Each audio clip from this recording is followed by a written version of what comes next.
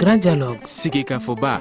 Edouani wa Makaran. Le grand dialogue, l'émission de débat de Studio Tamani sur votre radio. Chaîne Nibéro. Haloud Mauni. Chaîne Nibéri. Sigeka Foba. Le grand dialogue. Le grand dialogue.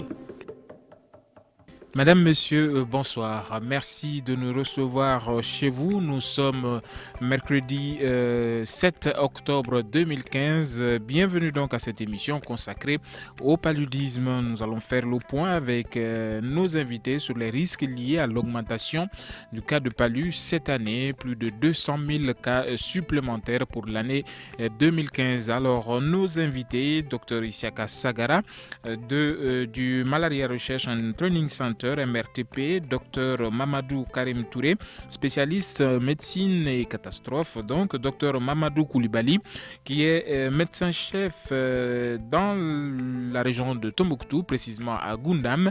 Je suis Famoussa Sidibé, Gagné Kanté est à la technique.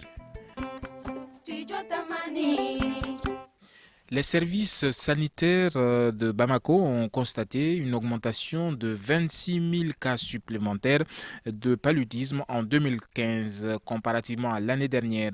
Les régions de Gao et de Kidal suivent derrière avec d'autres augmentations plus significatives. De façon générale, de 2014 à 2015, il a été constaté une augmentation de 201 842 cas positifs de paludisme dans le pays. Au Mali, le paludisme est responsable de 37,5% des motifs de consultation dans les services de santé. Il représente la première cause de décès des enfants de moins de 5 ans et la première cause d'anémie chez les femmes enceintes. Alors aujourd'hui, avec l'augmentation de plus de 200 000 cas supplémentaires cette année, est-ce qu'il y a un risque d'épidémie? Nous allons essayer de le comprendre avec Dr Isiaka Sagara de l'AMRTP. Bonjour docteur. Bonjour, Radio Tamani. Alors aujourd'hui, avec l'augmentation de plus de 200 000 cas supplémentaires de paludisme cette année au Mali, est-ce qu'il y a un risque d'épidémie, docteur? Ok, actuellement, c'est difficile de dire risque d'épidémie. Nous préférons parler plutôt de recrudescence de cas de paludisme. Et on pourrait venir en détail si besoin, mais on ne peut pas confirmer qu'il y a épidémie de paludisme au Mali. Il y a tout simplement une recrudescence et cette recrudescence, de manière globale, est souvent attendue en fonction des pluviométries. Effectivement, nous sommes en saison de pluie, donc surtout encore vers la fin des saisons de pluie, la recrudescence de paludisme est connue. Et il est aussi vrai que quand on parle donc de pluviométrie, vous comprenez aisément avec moi que le climat est capricieux de plus en plus avec les variations donc de pluviométrie d'une année à l'autre. Nous pouvons avoir des recrudescences. Mais véritablement parler d'épidémie, c'est une autre chose. Si on veut, on peut en développer. Il y a des critères spécifiques, des définitions qui ne sont pas vérifiables tout de suite avec les chiffres que vous donnez. D'accord, merci beaucoup, docteur Sagara. Alors, docteur Touré, vous qui êtes avec nous dans ce studio, dites-nous qu'avec avec ces 200 000 cas supplémentaires cette année, s'il y a un risque de panique aujourd'hui. Je remercie les studios Tamani, je remercie nos auditeurs. Je rejoins tout à l'heure mon collègue qui vient de parler. En fait, le Mali est un pays endémique du palud, donc on ne peut que parler de recrudescence. Donc, et cela, c'est en fonction des variations climatiques.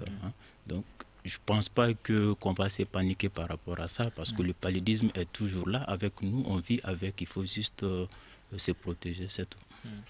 Merci beaucoup, docteur Touré. Alors, quelqu'un qui est dans les zones donc concernées, docteur Mamadou Koulibaly, vous êtes médecin-chef au centre de santé de Goundam. Bonjour. Bonjour. Alors aujourd'hui, c'est la région de Tombouctou est en diminution, en nette diminution, 22 000 cas de moins donc que l'année dernière. Dites-nous aujourd'hui si tout de même votre région est sortie d'affaires. Bon, je ne peux pas dire que notre région est sortie d'affaire parce que quand je prends mon district sanitaire, j'avoue sur 18 heures de santé avant la crise au jour d'aujourd'hui, je n'ai que 13 heures qui sont fonctionnelles. Et j'avoue que la collecte des données également, il y a d'énormes problèmes par rapport à ça. Je pense qu'on ne peut pas dire qu'on est sorti de la chose, quoi. Alors aujourd'hui, Tombouctou fait partie des 3 régions du nord donc ciblées et potentiellement victimes donc de cette augmentation du cas de paludisme. Est-ce que vous avez une vision plus large de façon générale dans le nord du pays et concernant principalement la région de Gao? La région de Gao, la région de Tombouctou. Oui, mais vous êtes dans la région de Tombouctou, mais est-ce que vous avez une idée de l'augmentation du cas de palu dans la région de Gao? Bon, vraiment, cette information, je n'ai pas cette information, mais j'avoue, nous avons été alertés par rapport à l'augmentation des cas dans une de mes aires de santé, notamment dans l'aire de santé de Gargando. Donc, comme je l'ai dit par rapport au journal, donc nous avons dépêché une mission qui a fait quand même une évaluation. Sur 120 cas probables, nous avons pu quand même poser le diagnostic par rapport à 79 cas. Donc, ce qui veut dire que le palu, quand même, est présent. Mais quand on parle d'épidémie, ça, c'est autre chose. Alors aujourd'hui, vous préférez rester prudent par rapport aux collectes des données dans la région de Tombouctou, dû notamment à la crise et à l'accessibilité des populations aux aires de santé. Qu'est-ce qui fait que le nord est plus vulnérable par rapport aux autres villes du sud en termes de paludisme en cette période hivernale? Bon, c'est une zone à potentiel.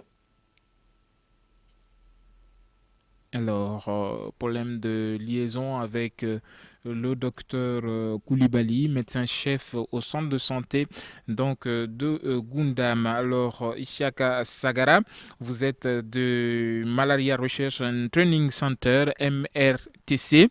Dites-nous, qu'est-ce qui fait la vulnérabilité des villes du nord par rapport à celles du sud en termes de risque de palu? Très bien, ça c'est effectivement une bonne question et la réponse est aussi relativement commune. C'est lié le fait que effectivement les zones du nord sont connues, nous le savons déjà, comme des zones à possibilité épidémique. Et c'est là qui peut être lié tout simplement, comme je le disais, aux caprices climatiques, des grandes variations pluviométriques. On sait par exemple des zones comme Kidal. On sait par exemple que si la pluviométrie, par exemple, dépasse 200 mm par an, on sait que, et c'est pendant la saison de pluie, on sait qu'il y a un risque effectivement épidémique qui peut s'annoncer. Donc, il y a le climat qui est en faveur, mais il n'y a pas que ça. Et aussi, vous êtes d'accord avec moi que si le système de santé est désorganisé, il est clair que ça veut dire que les prises en charge de cas de palu peuvent ne pas être également faites, et cela également est une autre paire de manches qui s'y ajoute. Parce que cette zone, effectivement, c'est connu que la population de cette zone, contrairement, si je peux me permettre, aux populations, en tout cas vers le sud, où la pluviométrie est constamment plus abondante, disons, donc ils sont moins exposés aux parasites. En d'autres termes, d'où donc ils ont moins d'immunité, voire pas d'immunité en fonction de où ils se trouvent par rapport au paludisme. Tandis que nous qui sommes ici au niveau des zones où les pluies sont plus régulières, nous sommes relativement plus exposés donc aux parasites. C'est comme si naturellement nous sommes en train de nous vacciner et donc l'immunité répond mieux pour même prévenir les acteurs paludistes par rapport aux zones du nord. D'accord. Merci beaucoup, docteur Sagara. Nous allons tenter un exercice avec vous. Le studio va retenter de vous joindre pour que la ligne soit meilleure, car il est difficile pour les auditeurs de pouvoir vous joindre et pouvoir vous entendre nettement, et mieux comprendre ce que vous nous dites. Merci beaucoup, docteur Sagara.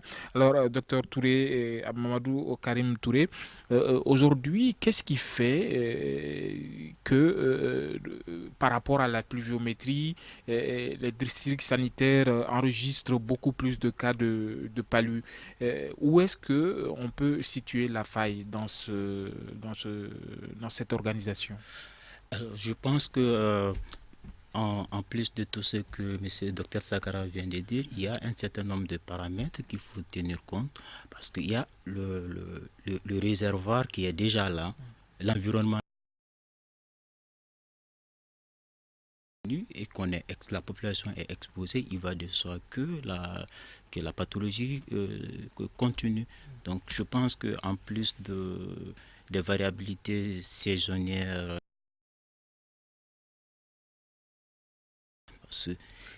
combien de Maliens dorment sous moustiquaire?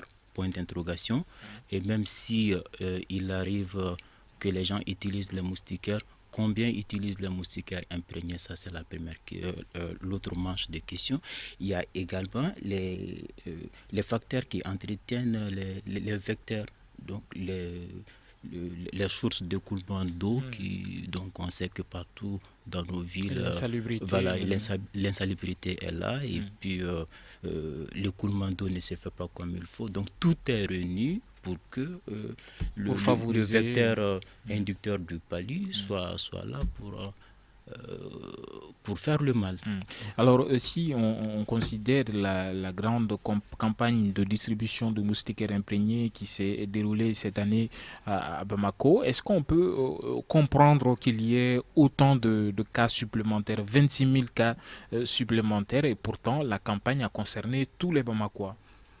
Bon, pas forcément tous les Bamakois. Je pense que dans le programme de lutte contre le palu, il y a un certain nombre de règles qui sont suivies. Donc, le programme de distribution de moustiquaires imprégnés concerne un certain nombre de populations qui sont vulnérables, notamment les enfants et puis les femmes enceintes. Donc, les enfants et les femmes enceintes représentent quand même un pourcentage infime par rapport à la population générale. Donc je pense que la distribution, on ne peut pas prendre seulement le facteur distribution des moustiquaires comme élément de lutte contre le paludisme. Il y a plusieurs paramètres qu'il faut tenir compte. D'accord, merci beaucoup. Nous allons observer une courte pause et nous retrouverons les autres débatteurs pour aller plus en profondeur dans cette émission. Vous écoutez Studio Tamani, votre avis nous intéresse. Écrivez vos commentaires et suggestions sur la page Facebook et dialoguez avec nous. Studio Tamani, c'est aussi les réseaux sociaux. Le Grand Dialogue réfléchit aujourd'hui sur le paludisme qui est en nette progression au Mali, plus de 200 000 cas supplémentaires enregistrés donc à Bamako et dans deux autres régions du nord, à savoir Gao et Kidal. Alors pour la seule ville de Bamako, 26 000 cas supplémentaires, et pour être plus complet, dans la région de Gao par exemple, il y a une augmentation de 29 000 cas supplémentaires. À Kidal, par exemple, il y a 41 000 cas supplémentaires. Donc une nette augmentation de cas de palu dans le pays. Alors nous allons du côté du docteur Sagara, Isiaka Sagara du Malaria Research and Training Center, MRTC. Tout à l'heure on parlait de la campagne de distribution entamée par le gouvernement du Mali pour la ville de Bamako. Dites-nous si cette campagne a été efficace à côté donc des 26 000 cas supplémentaires. Vous voulez pour Bamako? Oui, pour Bamako. Oui, bien sûr, ça a été efficace, mais le problème, c'est, comme je le disais, il y a des facteurs qu'il faut en tenir compte. encore une fois, la pluviométrie fait une différence. Et ensuite, il y a aussi il faut faire attention avec les cas présumés, parce qu'en réalité, beaucoup de cas sont dits des cas de palu qui ne sont pas confirmés. Donc, si on tient compte de ce facteur, il y a vraiment une fenêtre pour de correction. Et ça, nous sommes tous conscients qu'il faut effectivement interpréter les différentes données avec caution. Alors, on nous fait signe que nous avons pu joindre donc le docteur Koulibaly, Mamadou Koulibaly, médecin-chef donc du centre de santé médecin-chef de Goundam dans la région de Tombouctou. Docteur, la vaste campagne de distribution de moustiquaires imprégnés du gouvernement, est-ce que cette campagne a touché votre région? Pour le moment, nous n'avons pas fait de distribution de masse. Mais quand même, nous avons des dotations de moustiquaires de la part de PECI, à travers le programme national de lutte contre le palu, qui concerne surtout les enfants de 0 à 11 mois et les femmes enceintes. Alors, à Bamako, par exemple, cette année, il y a eu une distribution, un bamakois, une moustiquaire. Est-ce que ce genre d'activité s'est déroulé dans votre région, dans votre district sanitaire? Pour le moment, nous n'avons pas fait de distribution dans ce sens. Est-ce que vous pensez que la réduction de cas de palu dans une localité dépend en grande partie de l'utilisation des conditions édictées par PECI Mali et par le programme national de lutte contre le palu, notamment l'utilisation des moustiquaires imprégnés? L'utilisation des moustiquaires a un impact quand même positif, mais cela ne peut pas quand même nous permettre de dire de façon catégorique que la cause de la baisse des cas de palu est due à ça, mais il y a un impact positif. Comme je l'ai dit, c'est surtout la collecte des données au jour d'aujourd'hui au niveau de Tombouctou. Il y a un sérieux problème par rapport à la collecte, compte tenu du fait qu'il y a des aires où il n'y a pas d'information, de système d'information entre les districts sanitaires et les aires de santé. J'avoue, la collecte pose d'énormes problèmes et il y a beaucoup d'aires de santé qui ne sont pas quand même ouvertes. Merci beaucoup, docteur Koulibaly. Alors, docteur Sagara, Chaka Sagara du centre du MRTC, aujourd'hui, est-ce que vous comprenez ce paradoxe-là pendant que au plan mondial, on délivre le prix Nobel de recherche contre le palu à certains Nobel, à certaines personnalités, et que dans certains pays du monde, on puisse subir de tels cas encore? Vous savez, il y a des efforts qui sont réellement en train d'être faits. Et encore, comme je l'ai dit, il faut mettre le tout dans son contexte. Le contexte qui est, par exemple, dans certaines situations où vous voyez les mouvements des populations, il y a les dénominateurs qui ne sont pas toujours maîtrisés, donc les chiffres absolus comportent effectivement des biais d'interprétation. Encore si vous ajoutez souvent effectivement à la méthode de non-confirmation, souvent quand même faite, même si aujourd'hui il est recommandé, il est dit dans tous les systèmes de santé que le paludisme doit être confirmé et documenté. Donc il y a encore effectivement ces biais, même si les efforts sont en train d'être faits. Mais ceci dit encore, le niveau où nous sommes en ce qui concerne encore pour le Mali, mon collègue l'a dit, nous sommes réellement encore dans une zone endémique du paludisme. Donc, les recrudescences saisonnières, nous allons encore continuer à vivre avec pour un peu de temps. Et il y a les mesures, nous savons, qui sont efficaces, que les uns et les autres doivent observer. Mais, comme le collègue disait, si vous prenez les moustiquaires, c'est bien, mais les moustiquaires ont leurs limites. Vous êtes d'accord avec moi que avant que vous ne partiez vous coucher, les moustiques peuvent encore vous piquer. Et là, tout de suite, vous comprenez qu'on peut avoir donc votre palu tout simplement avant même d'y aller se coucher sous moustiquaire. Donc, c'est un facteur limitant. Donc, voilà un peu ce que je peux dire. Sans encore vous le savez, nous n'avons pas encore de vaccin, en tout cas disponible pour le moment. Donc si vous ajoutez à ça, et ce qui est la prévention, la sino-prévention du paludisme saisonnier, ça n'a pas encore atteint tous les systèmes, j'allais dire tout le Mali. C'est en train effectivement d'être déployé, mais même là, ça concerne une couche limitée, c'est-à-dire les moins de 5 ans. Donc, si vous prenez tout ça, c'est pour vous dire que les recrudescences saisonnières, il va falloir toujours en tenir compte. Le plus important, c'est vraiment, encore une fois, sachant maintenant que pendant les saisons de pluie, il y aura une recrudescence, il s'agit de prendre les mesures qu'il faut, en d'autres termes, pour que le système de santé soit renforcé en maintenant des diagnostics, en maintenant des traitements et aussi, bien entendu, les espaces pour accueillir les cas simples, mais aussi les cas graves.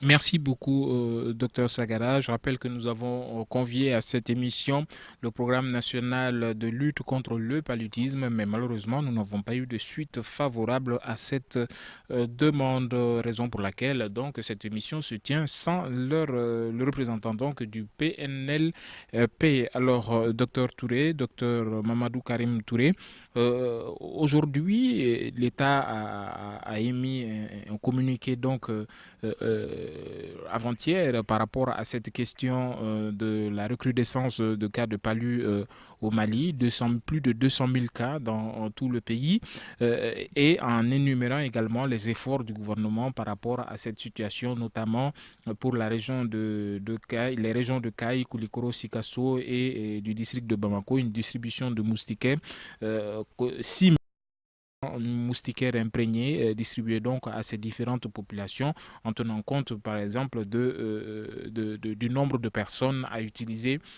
ces moustiquaires imprégnés. Est-ce que on peut imputer aujourd'hui cette recrudescence à la mauvaise foi ou bien à la responsabilité des populations?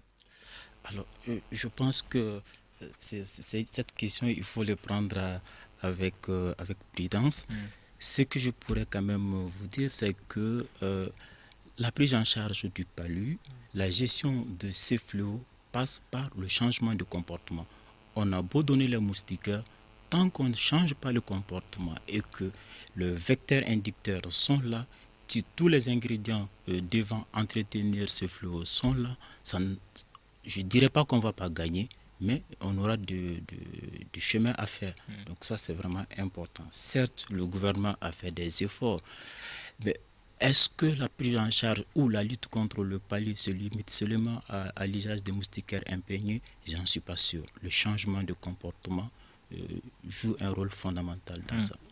Alors, nous allons du côté de Goundam rejoindre Mamadou Koulibaly. Vous êtes médecin-chef donc de la localité dans la région de Tombouctou.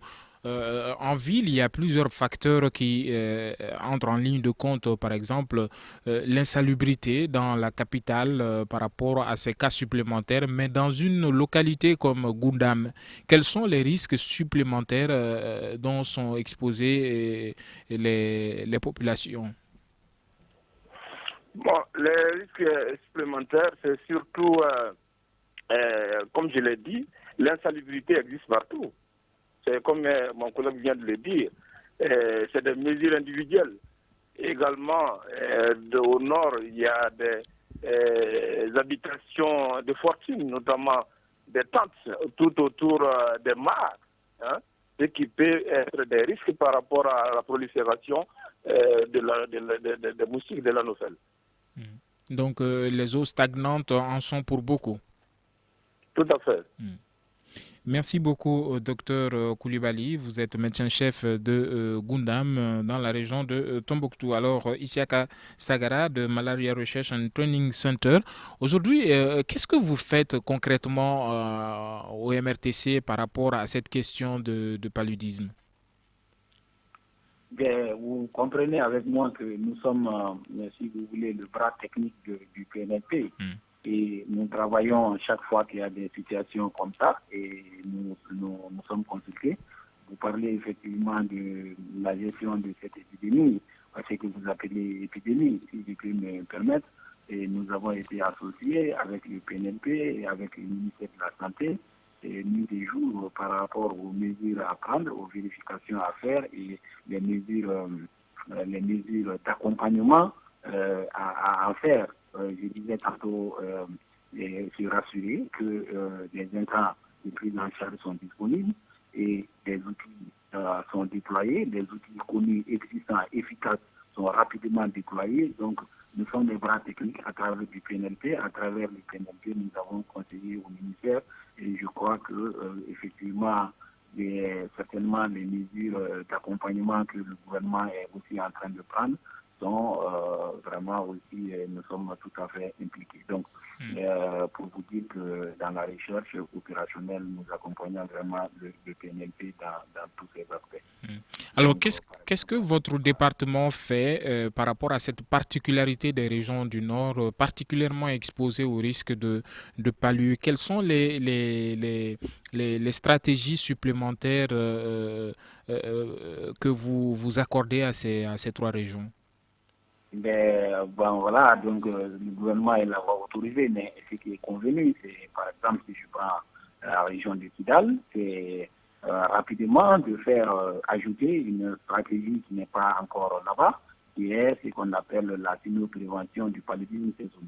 C'est-à-dire pendant cette période effectivement de recrudescence connue, comme je l'ai dit, le paludisme, il s'agit de distribuer des médicaments connus qui sont la sulfadoxine pyrimétamine, couramment appelée FP, associée à l'amodiaquine, comme on le dit. Donc ces deux médicaments combinés, nous savons que préviennent à 80% les cas simples et les cas graves si les gens les utilisent. Et c'est des outils très efficaces. Aucun vaccin sur le pipeline pour le moment n'est aussi efficace qui est pris et pendant cette période. Donc le gouvernement, sur nos conseils et avec le PNLP, est en train de prendre des mesures, par exemple pour y faire rapidement sur toute la population, au lieu que ce soit par exemple chez les moins de 5 ans. Donc si vous me demandez qu'est-ce que effectivement le département de recherche fait, et bien c'est par exemple un conseil technique que nous avons fait avec le PNLP, puis le gouvernement est en train de voir avec les partenaires techniques comment implémenter cela par exemple. Merci. Allez-y. Voilà, je disais sans oublier le renforcement des capacités pour toutes les régions du nord, mais aussi au sud. C'est-à-dire par rapport à se rassurer que le système de santé est renforcé. Il y a tantôt mon collègue disait par exemple que certains systèmes de santé, celui où il y a par exemple une insuffisance de personnel et probablement aussi les intrants dans certains lieux. Donc il est clair que si le cas du Nord, je crois que vous voyez la phrase, il faudrait dire que la désorganisation du système de santé peut aussi tout à fait expliquer cette recrudescence. Dû notamment aux conditions sécuritaires. Exactement. Donc quand le système de santé ne fonctionne pas, il est clair que c'est connu selon l'OMS que c'est un facteur de risque de recrudescence, voire aussi d'épidémie, de paludisme, en plus du facteur de la pluviométrie. D'accord. Merci beaucoup, docteur Sagara. Nous allons observer une courte pause avant de poursuivre avec cette émission. Une réaction, un avis, un commentaire. Réagissez sur la page Facebook de Studio Tamani et restez connectés avec nous. Studio Tamani sur les réseaux sociaux pour vous faire entendre. Studio Tamani réfléchit aujourd'hui sur l'augmentation du cas de paludisme, plus de 200 000 cas supplémentaires cette année de paludisme dans tout le pays. Et Bamako fait partie donc des zones qui voient leur taux de paludisme en augmentation, mais il n'y a pas le feu en la demeure. Selon l'OMS, le taux donc endémique voilà, pour atteindre l'épidémie tant redoutée n'est pas encore atteint. Et nous sommes avec trois invités pour en parler. Dr Isiaka Sagara du Malarian Research and Training Center, MRTC. Dr Mamadou Karim Touré, spécialiste de médecine et catastrophes. Dr Mamadou Koulibaly, médecin-chef de Gundam dans la région de Tombouctou.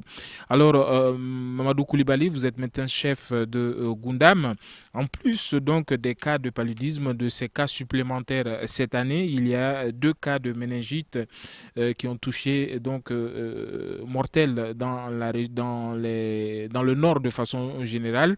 Qu'est-ce qui fait aujourd'hui que cette maladie soit de retour? Bon, les cas de méningite qu'on a enregistrés, donc vous n'êtes pas sans savoir que nous avons des déplacés dans les pays voisins, notamment au Burkina, en Mauritanie. Et j'avoue, ces déplacés, beaucoup d'entre eux sont retournés. Donc même sans ça, il y a des cas sporadiques de méningite. Donc vous pensez que c'est de l'importation? Bon, ça, on peut donner une explication par rapport à ça, mais c'est des cas sporadiques que nous avons quand même enregistrés, de la 34e semaine à la 40e semaine, donc ce qui veut dire que le seuil d'alerte même n'est pas atteint, à plus forte raison le seuil épidémique. D'accord. Alors justement, concernant cette question du seuil d'alerte épidémiologique donc, que l'OMS dit que le Mali n'a pas encore atteint, il y a des cliniques mobiles, si je ne m'abuse, actuellement au nord du pays. Est-ce que dans la région de Tombouctou, par exemple, à Goundam, vous êtes concerné par ces cliniques mobiles?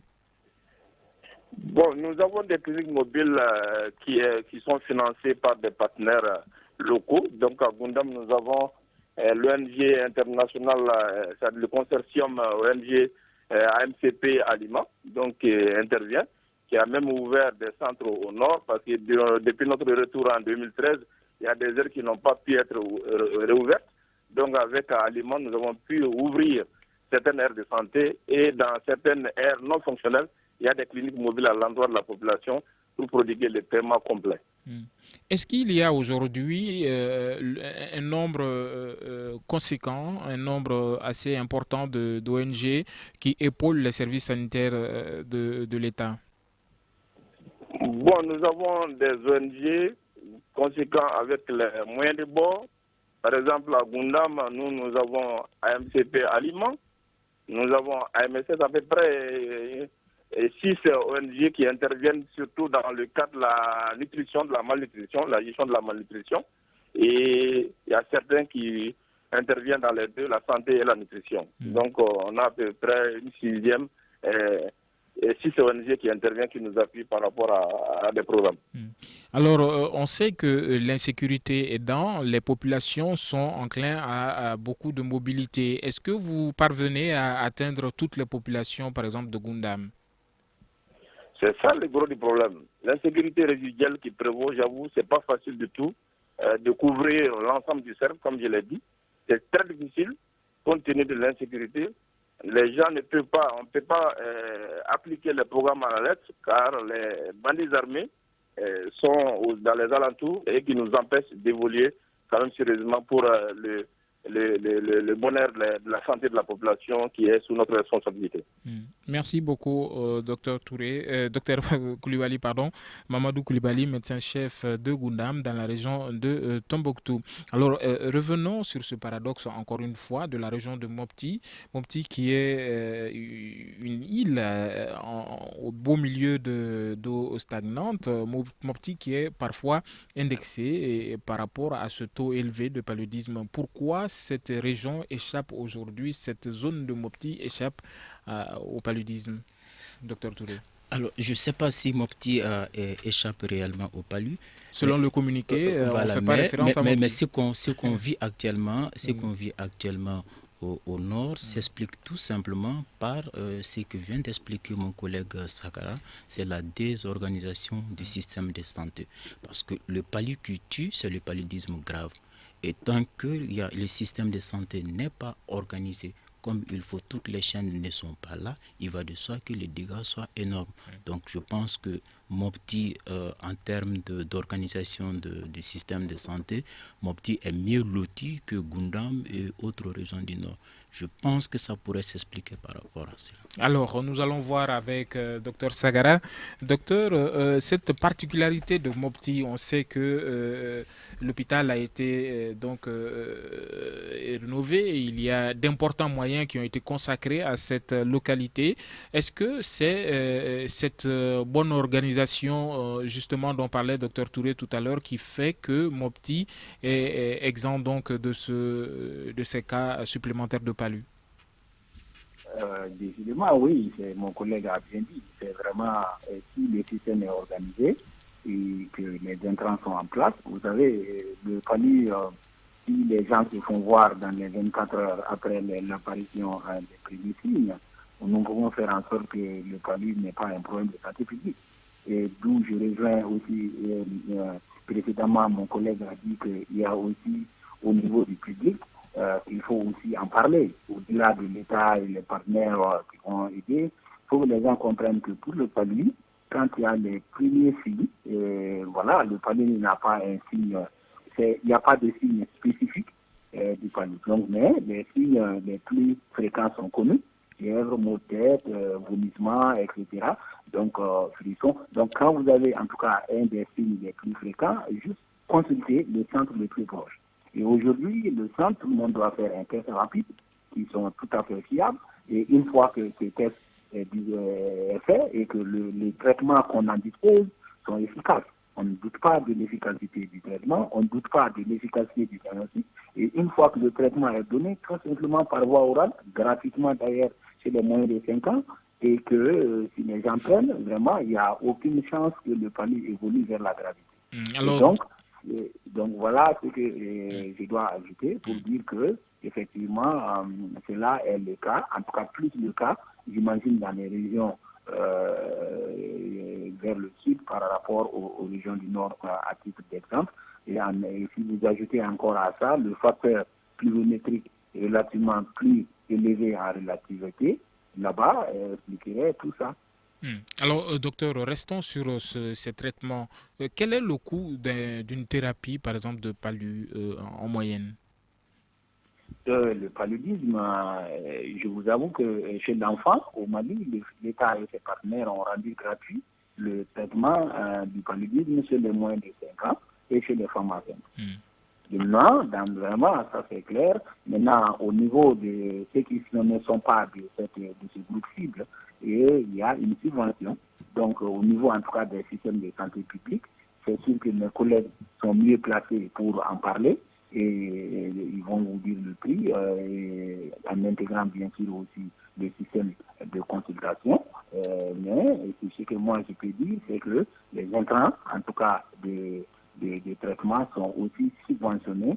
Par exemple, pour les combinaisons thérapeutiques à base d'artémisinine, pour le traitement du paludisme simple, c'est aussi subventionné chez les plus de 5 ans et les adultes. Donc, c'est ce que je peux dire. Le plus spécifique, je vais laisser à mes collègues qui sont directement sur le terrain d'y répondre. D'accord. Merci beaucoup, Dr Sagara. Vous êtes de MRTC. Alors, Dr Touré, Mamadou Karim Touré, dites-nous si le traitement de paludisme est accessible aujourd'hui aux populations.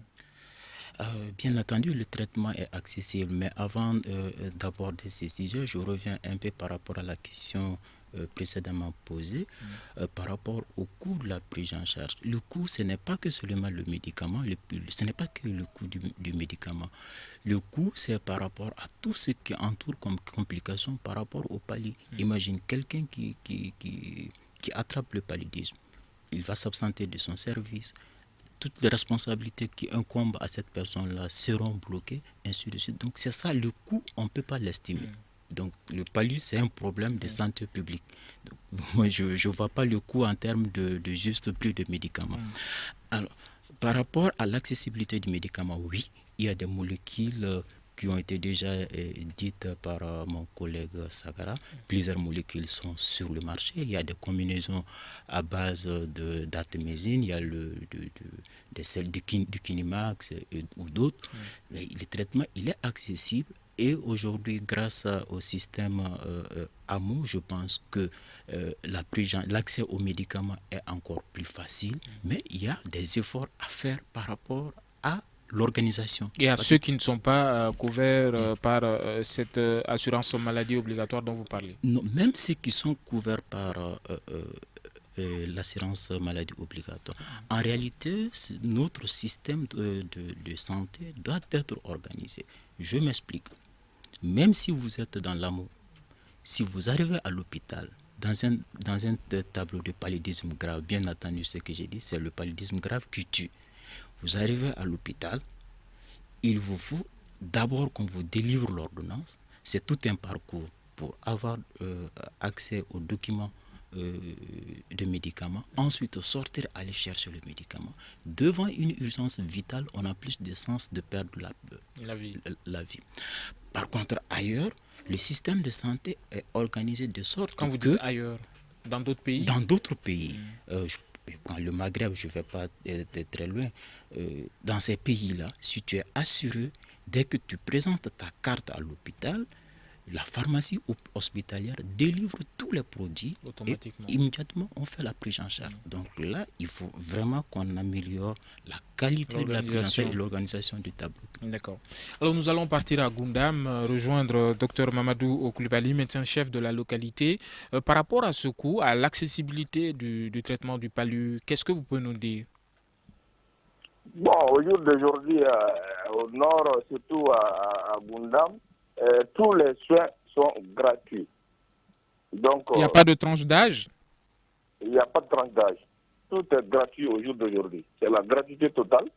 Mais j'avoue, nous sommes confrontés souvent à des ruptures de médicaments compte tenu de l'approvisionnement, parce que les partenaires qui nous fournissent des médicaments, ils font des commandes internationales. Donc souvent, il y a des décalages entre l'exploration des besoins et puis l'acquisition des produits. D'accord. Alors, merci beaucoup, Dr Coulibaly. Nous allons revenir sur la recherche, l'état d'avancement de la recherche par rapport à au paludisme avec Dr Sagara. Dr Sagara, vous êtes du Malaria Research and Training Center, MRTC. Dites-nous, quel est aujourd'hui l'état d'avancement des recherches par rapport au palu? Il faut séparer, peut-être, si je peux rapidement simplifier en disant, il y a deux types de recherches. Donc, les recherches opérationnelles et aussi ce que nous appelons maintenant les recherches fondamentales, y compris le vaccin. Donc, les recherches opérationnelles, nous sommes là-dedans continuellement aux côtés du PNLP.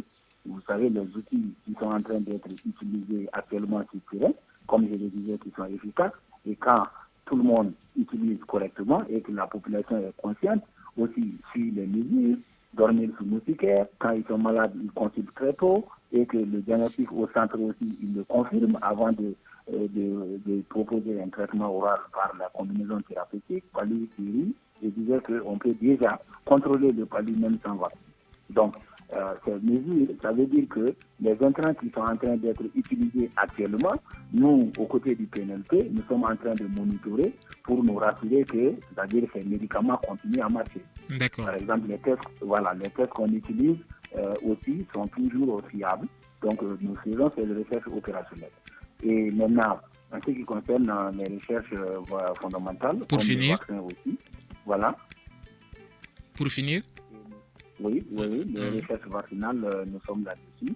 Si vous voulez, nous pouvons venir avec plus de détails, mais nous sommes là-dessus. Je ne sais pas de quelles questions spécifiques vous souhaitez poser par rapport, par exemple...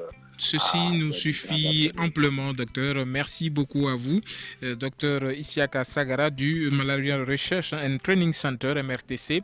Également avec nous dans ce débat, docteur Mamadou Karim Touré, spécialiste médecine et catastrophe. Docteur Mamadou Coulibaly, médecin-chef de Goundam dans la région de Tombouctou. Merci à vous, messieurs, pour votre disponibilité. Je suis Famoussa Sidibé. Gagny Kanté est à la technique. Ousmane Diadje Touré a réalisé cette émission. Nouhoum Diré était à la régie vidéo. Nous vous disons à demain pour un autre débat. Bonsoir.